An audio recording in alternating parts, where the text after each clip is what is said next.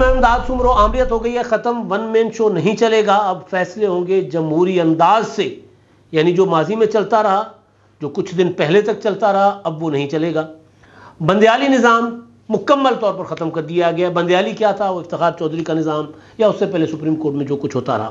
آج طوفانی دن تھا، تاریخی دن تو لوگ کہتے ہی ہیں، میں نے آج کے دن کو طوفانی دن قرار دیا تھا اور وہی ثابت ہوا۔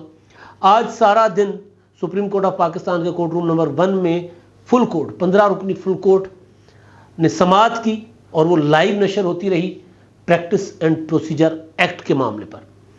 اور سماعت کے بعد فائنلی چیف جسٹس صاحب نے اپنے جو فیصلے میں جو مختصر فیصلہ آج کی سماعت کا تھا وہ جاری کیا، اور سماعت 3 اکتوبر تک کے لیے ملتوی کر دی، اور فریقین کو 25 ستمبر تک کے لیے مہلت دی ہے کہ وہ اپنے دلائل جمع کروائیں۔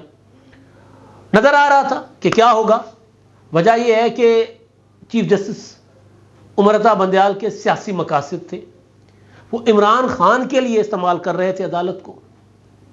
آج جو سپریم کورٹ میں ہوا، ماضی میں کبھی اس طرح کی باتیں کھل کر نہیں کی گئیں چیف جسٹس صاحب کی طرف سے۔ چیف جسٹس نے اعتراف کیا کہ عدالت غلط رہی ہے۔ چیف جسٹس نے یہ تک کہہ دیا کہ بھائی میں عدالت کے فیصلوں کا، سپریم کورٹ کے فیصلوں کا پابند نہیں ہوں، میں آئین کے تابع ہوں۔ پھر انہوں نے بھٹو کیس کا حوالہ دیا، پھر انہوں نے ریکوڈک کا حوالہ دیا، پھر انہوں نے اسٹیل مل کے کیس کا حوالہ دیا۔ انہوں نے کہا کہ جناب ہم سے پہلے والے جو چیف جسٹس صاحبان تھے وہ عدالت کو کس طرح استعمال کرتے رہے۔ تو بہرحال اب 2-3 چیزیں ہیں، ان ساری چیزوں پر بات ہوگی، کیونکہ معاملات سیاسی ہیں۔ عدالت کے اندر جو معاملات آتے ہیں، آئینی معاملات، ان کے سیاسی اثرات ہوتے ہیں، معاشرے کے اوپر اثرات اس کے مرتب ہوتے ہیں، اس کے معیشت کے اوپر اثرات مرتب ہوتے ہیں۔ لہٰذا اگر فیصلہ غلط ہو کوئی بڑے معاملے پر تو اس کو بھگتتا پورا ملک اور پوری قوم ہے۔ افتخار چودھری رینٹل پار والے معاملے پر جس طرح انہوں نے فرونیت کے ساتھ فیصلے دیے، بعد میں وہی منصوبے نواز شریف صاحب کے دور میں لگے، لیکن کیونکہ پروجیکٹ تھا کہ اس حکومت کو لوڈ شیڈنگ کے ذریعے تباہ و برباد کرنا ہے، تو منصوبے نہیں لگنے دیے۔ سیکریٹریز تک افتخار چودھری صاحب خود لگاتے تھے، وزیر اعظم کا اختیار نہیں مانتے تھے۔ تو نتیجہ یہ ہوا کہ پاکستان تباہی کی دلدل میں دھنسا۔ پاناما کیس، اقامہ کیس، اور اس میں جو فیصلے ہوئے اس نے پاکستان کو یہ والے دن دکھائے۔ تو عدالتی فیصلے اگر کسی سیاسی معاملے میں، کسی آئینی معاملے میں اور کسی مفاد عامہ کے معاملے میں عدالتی فیصلے اگر سیاسی نیت سے کیے جائیں تو اس کے منفی اثرات ہوتے ہیں، اور اگر سیاسی معاملات یا اس طرح کے آئینی معاملات کے فیصلے آئین اور قانون کو سامنے رکھ کر کیے جائیں تو ظاہر اس سے خیر برآمد ہوتی ہے، شر برآمد نہیں ہوتا۔ تو شر پسندی سپریم کورٹ کی اندر سے پھیلائی گئی، جس کا الگ الفاظ میں، وہ شر پسندی تو میں کہہ رہا ہوں، ہمالیہ جتنی بڑی غلطی، ریکوڈک کا کیس، اربوں ڈالر کا نقصان پاکستان کو، یہ چیف جسٹس قاضی فائزہ صاحب نے پہلے دن کہا۔ تو بہرحال اب ہوا یہ ہے کہ جو فیصلہ آ گیا، اب اس کے بعد سوال اٹھ رہے ہیں کہ جی یہ قانون بننے کے بعد، جو کہ 21 اپریل کو گزٹ نوٹیفائی ہو چکا ہوا تھا، اس قانون کے نافذ عمل ہونے کے بعد، اور پھر قاضی فائزہ صاحب کا وہ جو حافظ قرآن کے معاملے میں فیصلہ تھا، اس فیصلے کے مطابق 184(3) کے تحت جو عدالتیں کام کر رہی تھیں، جو مقدمات چل رہے تھے، اس کو انہوں نے روک دیا تھا، تو اس کے اوپر ایک عدالت بنا کر اس فیصلے کو اڑا دیا گیا تھا۔ تو ان کی حیثیت کیا ہوگی؟ اب سوال یہ اٹھ رہا ہے، کیونکہ اب ایک چیز کلیئر ہو گئی ہے، نظر آ رہا ہے اور مان چکے۔ میں نے اپنے پچھلے ویلاگ میں کہا تھا کہ جو فکسڈ میچ تھا، وہ جو وکیل پراکسی عمر عطا بندیال کی لڑ کر کے آئے تھے نا وہاں پر، جو پٹیشنر تھے، وکیل تو نہیں، پٹیشنر، تو ان کے وکیلوں نے مان لیا کہ قانون تو صحیح ہے نا، قانون میں تو مسئلہ نہیں ہے، یہ لیکن یہ وہ پارلیمنٹ نہ بنائے، یہ سپریم کورٹ بنائے. اور آج جب چیف جسٹس صاحب نے سماعت ملتوی کرتے ہوئے، جب لائیو نشریات کے دوران ہم سن رہے تھے، تو انہوں نے خواجہ طارق رحیم صاحب کو کہا، جو پٹیشنر کے وکیل، کہ جناب ہم نے فیصلہ یہ کیا ہے کہ ہم 3 جج صاحبان، یعنی میں 2 سینئر موسٹ جج صاحبان کے ساتھ مشاورت کر کے روسٹر بناتا ہوں رواں ہفتے کا. اور تو بات کھل گئی تھی. تو اس پر خواجہ طارق رحیم صاحب نے کہا کہ جی آپ نے میرا کام آسان کر دیا، میں بھی یہی چاہتا تھا کہ آپ فیصلہ کریں. اب قاضی فائز صاحب نے کس بنیاد پر فیصلہ کیا ہے؟ پارلیمنٹ کے قانون کی بنیاد پر. اس سے پہلے جو ان کا فیصلہ ہے 29 مارچ کا، تو وہ اس وقت یہ پریکٹس اینڈ پروسیجر ایکٹ جو ہے وہ خد و خال اس کے سامنے آ چکے ہوئے تھے، پارلیمنٹ میں پیش ہو چکا ہوا تھا وہ. اور اس قانون پارلیمنٹ میں پیش ہونے کے بعد انہوں نے فیصلہ دیا کہ جناب اب رولز بنائیں، اس طرح نہیں چلے گا. 184(3) کے تحت آپ رولز، جو مقدمات ہیں خود نوٹسز کے ہیں، اس میں رولز بنائیں اور ون مین شو نہ کریں. ون مین شو کا لفظ انہوں نے بعد میں استعمال کیا. اس فیصلے کے خلاف رجسٹرار آفس سے ایک نوٹیفیکیشن جاری کروا دیا گیا کہ یہ فیصلہ نافذ العمل نہیں ہے. پھر ایک 6 رکنی بینچ بنا دیا گیا جو کہ اس فیصلے کی روشنی کے روح کے اگینسٹ تھا. کوئی اپیل میں نہیں گیا تھا، کسی نے اپیل نہیں دائر کی تھی کہ جی یہ کیا ہوا ہے. خود ہی چیف جسٹس نے اس کو بھی از خود نوٹس لے کر سپریم کورٹ کے فیصلے کے اوپر بغیر کسی کی اپیل کے 6 رکنی بینچ بنا کر 1 منٹ کی سماعت میں فیصلہ اڑا دیا تھا قاضی فائز صاحب کا. تو اگر ہم پریکٹس اینڈ پروسیجر ایکٹ جو ہے، جو بحال ہو گیا، اگر اس کی روشنی میں دیکھیں تو پھر اس کے بعد پنجاب کا الیکشن 4 اپریل کو فیصلہ کیا تھا کہ جناب انتخابات جو ہے وہ کروائے جائیں. اور پھر 30 اپریل کی تاریخ آئی، پھر 14 مئی کی تاریخ آئی. تو اس کی کیا حیثیت ہوگی اس فیصلے کی؟ نیب کی ترامیم جاتے جاتے آخری دن عمرتا بندیال صاحب نے اڑا دی.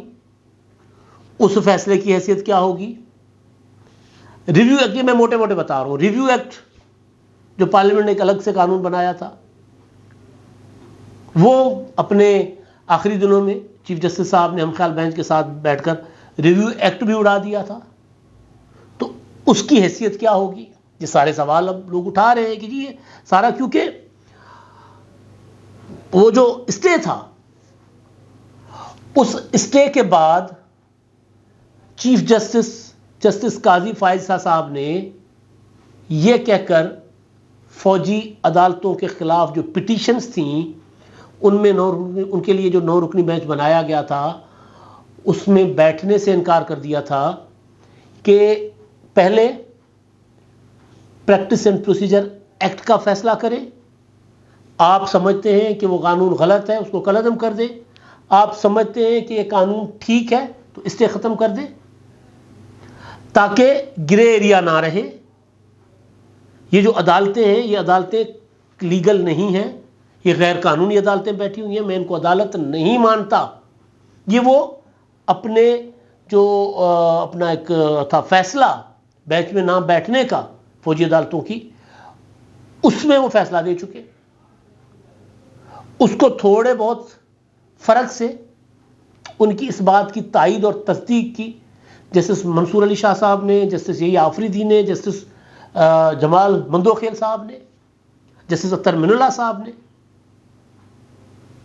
اور انہوں نے سب نے یہی کہا کہ بھائی عدالت کیسے چل رہی ہے، عدالت ہے ہی نہیں. اور چیف جسٹس صاحب سندھی میں کہتے ہیں دب کے لیے کہ دے دنادن وہ چلا ہی جا رہے تھے عدالت کو. تو آج جو فیصلہ آیا ہے، اس فیصلے کے بعد ان کی کیا حیثیت ہوگی، ان مقدمات کی جو میں نے موٹے موٹے گنوائے ہیں، اور اس کے علاوہ اور کئی مقدمات ہیں. یعنی قانون 21 اپریل کو نافذ العمل ہے. قانون پہلی بار جب بنا کر پارلیمنٹ نے صدر صاحب کو بھیجا تو صدر نے رکھ کے واپس بھیج دیا 9 اپریل کو. اور اسی دوران یعنی قانون جب بن رہا تھا تو قاضی فائز صاحب کا حافظ قرآن والے معاملے پر جو اپنا 20 نمبر زیادہ دینے والے معاملے پر فیصلہ سنا دیا تھا. اب 9 اپریل کو صدر نے وہ قانون واپس بھیج دیا اعتراض لگا کر، منظور نہیں کیا۔ 10 اپریل کو پارلیمنٹ کے مشترکہ اجلاس نے دوبارہ قانون منظور کر کے صدر کو بھیج دیا، اور اگلے 10 دنوں کے اندر اندر وہ قانون نافذ العمل، صدر منظور کرے نہ کرے نافذ العمل، اور پھر گزٹ نوٹیفائی ہو گیا۔ 13 اپریل کو جا کر انہوں نے دیا اسٹے سپریم کورٹ نے۔ اب یہ جو پورا کا پورا ایک بحران پیدا ہوا ہے، اب اس کو آگے کیسے قاضی فیصل صاحب 3 اکتوبر کے بعد جب سماعت ہوگی تو اس کو کیسے، کیونکہ یہ سوال عدالت کے اندر اٹھا، عدالت میں کہا گیا کہ جو فیصلے ہو چکے ہیں اسٹے آرڈر کے بعد یا قانون بننے کے بعد، جو عدالتیں پریکٹس اینڈ پروسیجر ایکٹ کے تحت نہیں بنی، جس طرح قاضی فیصل صاحب نے مشاورت کے ساتھ اپنا 3 ججز بیٹھے، مشاورت کے ساتھ انہوں نے روسٹر بنا دیا، بیچز بنا دیے، 5 بیچز بنائے انہوں نے رواں ہفتے کے لیے۔ تو اس پروسیس کو ایڈاپٹ نہ کر کے جو عدالتیں بنائی گئیں ان کے فیصلوں کا کیا ہوگا، یہ سوال عدالت میں جج صاحبان نے اٹھایا۔ تو ظاہر ہے اگر ایسا ہے تو پھر یہ پنجاب کے الیکشن والا معاملہ، ریویو ایکٹ، نیب ترامی میں سارے فیصلے اٹھ جائیں گے، دوبارہ ان کے اوپر بینچز بنے گی۔ تو مطلب ایک عجیب و غریب قسم کا نیا کڑمس مچ گیا۔ قاضی فیصل صاحب کا جو ارادہ ہے وہ یہ ہے کہ جی وہ ان معاملات میں زیادہ گھسنے کے بجائے وہ جو 57,000 اپیلیں پڑی ہیں وہ سنیں، ڈھیر لگا ہوا ہے اپیلوں کا۔ تو بہرحال اچھا، اب میں جاتا ہوں دوسری طرف، ایک یہ معاملہ ہوا، اب دوسری طرف جو غلطیاں ہیں۔ افتخار چودھری صاحب نے، میرا خیال ہے 30 جولائی کا فیصلہ تھا، جس میں انہوں نے بحالی کے بعد ایک تو انہوں نے جج اڑا دیے تھے نا، 100 سے زیادہ جج اڑا دیے تھے، لیکن بہرحال انہوں نے بحالی کے بعد سیاستدانوں نے جو غلطیاں کی اور انہوں نے سی او ڈی کی شکل میں تسلیم کیا کہ ہم نے یہ غلطیاں کی، ہم آئندہ یہ غلطیاں نہیں کریں گے۔ اپنی توبہ کر کے افتخار چودھری نے کہا کہ جی میں پی سی او جج ہوں، میں نے توبہ کر لی ہے، آئندہ میں ایسا کچھ نہیں کروں گا۔ تو اپنے آپ کو انہوں نے خود ہی معافی دے دی تھی، یعنی سپریم کورٹ کو۔ پھر ان کی عدالت میں صدر مملکت ریفرنس بھیجتے ہیں بھٹو شہید کے عدالتی قتل کا کو جو فیصلہ تھا کہ عدالت نے ان کو قاتل قرار دے کر، یا معاونت میں جو قصوری کو قتل ہوا تھا اس میں معاونت کے الزام میں ان کو کیپٹل پنشمنٹ دے دی گئی تھی نا، سزائے موت سنا دی گئی تھی۔ تو وہ انہوں نے ریفرنس تک دبا دیا، اور ریفرنس پتہ نہیں کدھر ہے۔ صدر مملکت کا ریفرنس تھا، وہ نہیں سنا، اسٹیٹ کا ریفرنس تھا کہ بھائی اس کو اس معاملے کو ذرا کلیئر کر دے، نہیں سنا۔ سیاستدانوں کے پیچھے دے دنادن پڑ گئے، سیاسی مقدمات میں پڑ گئے، ریکارڈنگ کیس، اسٹیل ملز، پتہ نہیں کیا کیا گند ڈالتے رہے پہلے بھی اور بعد میں بھی۔ لیکن کبھی انہوں نے یہ نہیں کہا کہ ہم بطور عدالت ہم نے غلطیاں کی ہیں اور ہمیں ماننا چاہیے۔ آج چیف جسٹس صاحب کہتے ہیں کہ ہم نے غلطیاں کی ہیں، ہمیں ماننا چاہیے، ہماری انا بہت زیادہ بڑھ گئی تھی۔ کس کی؟ سپریم کورٹ کی۔ پاکستان کے مسائل اور بحرانوں کا ذمہ دار جو ہیں وہ جہاں فوج ہے، فوج کی انٹرونشن ہے سیاست کے اندر، مداخلت ہے سیاست کے اندر، وہاں چیف جسٹس صاحبان خاص طور پر عدلیہ کا جو کنڈکٹ ہے، کہا چیف جسٹس صاحب نے کہ میں عدالتوں کے فیصلوں کے تابع نہیں ہوں، پابند نہیں ہوں، میں آئین کا تابع ہوں، کیونکہ یہی عدالت سپریم کورٹ مارشل لاء کو ویلیڈیٹ کرتی رہی ہے، مارشل لاء کو تحفظ فراہم کرتی رہی ہے۔ تو یہ تسلیم کر لینا سپریم کورٹ کے چیف جسٹس کی طرف سے، یہ پاکستان کی قوم کو مبارک ہو کہ آج ہمیں ایک ایسا چیف جسٹس ملا ہے جو اپنی غلطیاں تسلیم کر کے عدالت کو آگے چلانا چاہتا ہے، جو ون مین شو نہیں چلانا چاہتا، جس طرح عمر عطا بندیال، افتخار چودھری چلا رہے ہوتے تھے، ثاقب نثار اور آصف سعید کھوسا اور گلزار، جو کہتا ہے کہ سپریم کورٹ کے اندر بھی جمہوریت ہو۔ بہت تاریخی فیصلہ ہے، تاریخی انداز میں سماعت ہوئی ہے، اور یہ بعض اوقات یہ ہوتا ہے کہ ہم جشن منا رہے ہوتے ہیں اور پھر پتہ چلتا ہے کہ وہ کچھ اور ہی بیچ میں آ گیا ہوا ہے۔ تو توقع یہ کرتے ہیں کہ ایسا کچھ نہیں ہوگا، اور یہ بھی توقع کرتے ہیں کہ وہ بھٹو شہید کا جو ریفرنس ہے، اور پھر کہا گیا، اٹارنی جنرل صاحب سے سوال پوچھا گیا کہ جو فوجی حکومتوں کو ویلیڈیشن دی گئی تھی، ان کے حق میں جو فیصلے سنائے گئے تھے، ان کا کیا ہوگا؟ تو اس پر اٹارنی جنرل نے کہا کہ شاید معاملہ ان کی طرف بھی جائے.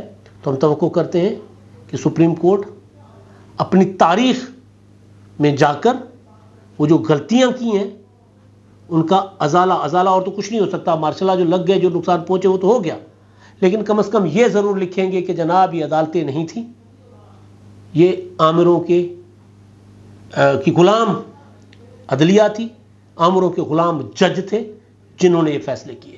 اگر ایسا ہوا اور عدالت اگر سپریم کورٹ آف پاکستان اگر آئین اور قانون کے مطابق لوگوں کو انصاف دینا شروع کرے، آئینی معاملات کو آئین اور قانون کے مطابق اور سیاسی نیت کے بغیر حل کرنا شروع کر دے، تو پھر پاکستان آگے بڑھ سکتا ہے. جو بحران ہمیں نظر آ رہے ہیں یہ بحران حل ہو سکتے ہیں، کیونکہ ان بحرانوں میں فوجی جرنیلوں جو عامر تھے یا سیاست میں جو مداخلت کرتے تھے ان کے ساتھ ساتھ سپریم کورٹ کا بھی برابر کا حصہ ہے. امید کرتے ہیں کہ آنے والے دن ہمارے لیے اچھے ہوں گے. اب تک کے لیے اتنا ہی. اللہ حافظ.